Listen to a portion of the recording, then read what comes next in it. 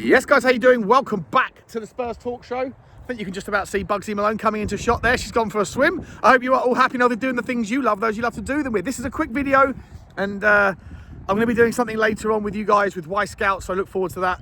But I want to get this thought experiment out there because, for what it's worth, by the way, before I mention it, I'm not coming at this from any angle. I'm not, trying to seek to implement some sort of narrative here. I genuinely don't know what the answer is, and I think the more I think about it, the less sure I am of whatever answer I previously had. So I'd like to ask your thoughts, really, and it's just an open-ended question, and it's regarding Thomas Frank and the notion that he is a wonderful creator, a developer rather, of talent, and the argument or the weight of evidence to support that notion is based around this body of work that essentially comes down to look how good Brentford are at the idea of buying talent for 10 million and selling it later for 30 or 40 and then going again. The conveyor belt of talent that is seen at essentially two clubs that are very much known for it themselves, and Brighton. And the question I have to ask is really around, well, how much of it is down to him versus how much of it is down to the model, the data science model, the talent ID, that essentially a lot of those players that ended up being superstars were going to go on and become superstars anyway. It's just that their prominence started in a corner of the world where most people's eyes weren't initially on it, and that their data access and their ID talents and skill set, talent ID skill sets rather, were able to locate those players and bring them into their system that cultivates these sorts of outcomes. Now, just for if you don't know, the story between the two owners of Brentford and Brighton should be made into a movie. So as far as I'm aware, this is the story. The two of them were best mates. They started a company together called Starl, owned by Bloom of Brighton, but Matthew Benham of Brentford was in the same company as a director or something. Very close friends, best friends.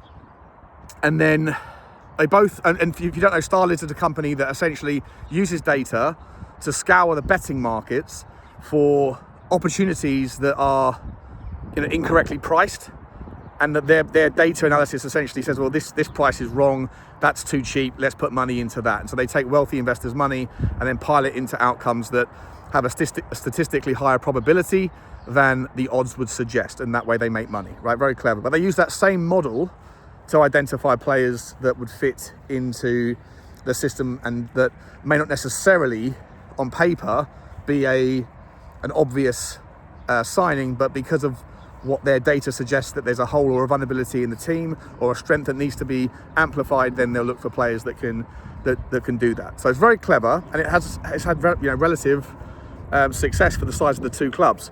Now Brighton did that with Starl, and then as far as I'm aware, Benham and Bloom had a massive fallout, and they broke up basically, and they went in different directions. And Benham started Smart Odds, which again, as far as I'm aware, does essentially the exact same thing.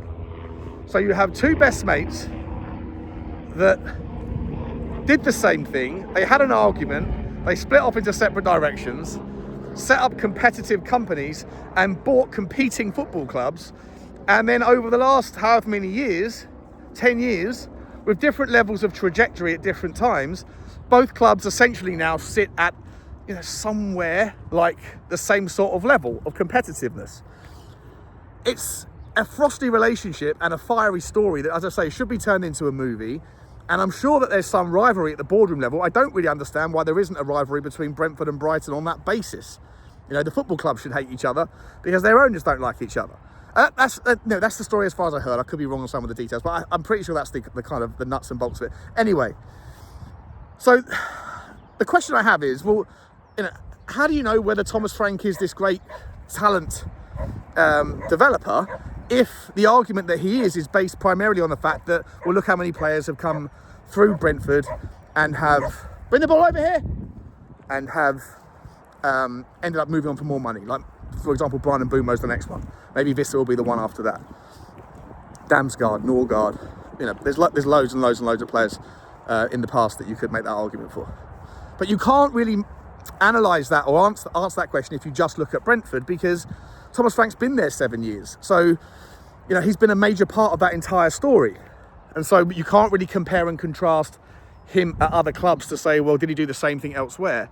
Or what was his, his history, at doing similar things at different sized clubs, unless you go way back to his time at Bromby. But you can take that experiment and look at what's happened at Brighton. I think of Graham Potter. Again, universally given the credit for developing some wonderful players. Think about the players that Brighton have moved on in recent years for top money. Moises Caicedo, Alexi McAllister, Mark Cucurella, the talent ID of Evan Ferguson that came through. I mean, that one maybe is not quite fulfilled its potential yet. But there's loads and loads more. Loads more. Signing Danny Welbeck. Again, not an obvious candidate, but did really well because their talent ID figured out that he could play and fill a vital role. So you look at Graham Potter, he left Brighton, and you go, well, okay, so if he's sort of given the credit for developing the players, then what happened next?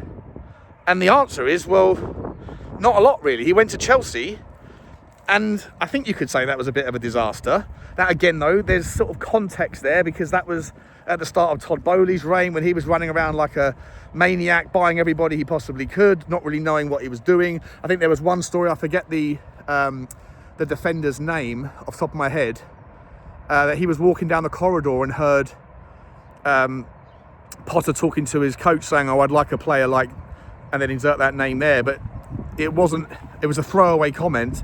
And then 3 days later, the player was signed by Chelsea, and Todd Bowley did that off his own back. So a little bit kind of chaotic start to Todd Bowley's reign. Obviously, it's starting to bear fruits now.